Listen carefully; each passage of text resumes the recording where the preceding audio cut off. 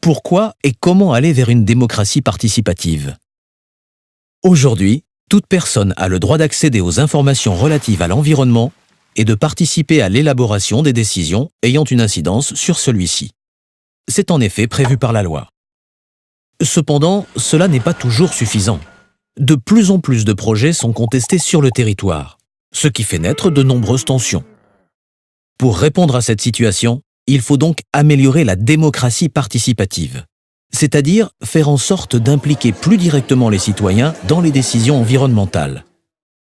En effet, non seulement ces décisions, comme la construction d'une usine ou d'une autoroute, peuvent avoir des impacts sur le territoire et les citoyens, mais en plus, ce sont eux les mieux placés pour transmettre aux décideurs ce qui se passe sur le terrain et ainsi contribuer à améliorer les projets.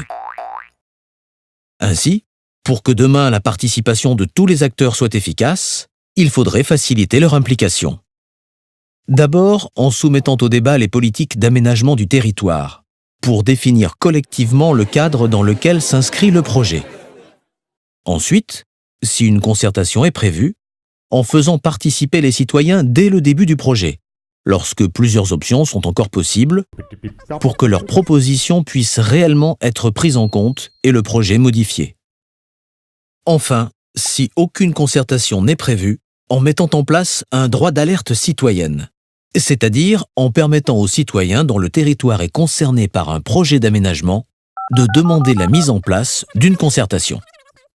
Mais pour améliorer la participation des citoyens, il faudrait également faciliter leurs échanges, en les informant sur les caractéristiques du projet, comme les bénéfices économiques et les impacts environnementaux, particules émises par l'usine par exemple, à partir d'une expertise neutre et pluraliste, c'est-à-dire financée par un organisme indépendant et provenant de plusieurs sources.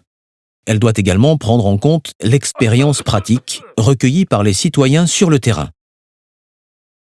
Il faudrait aussi mettre en place des outils d'intelligence collective efficaces différents des réunions classiques pour permettre de donner la parole à tous les acteurs et de co-construire des solutions.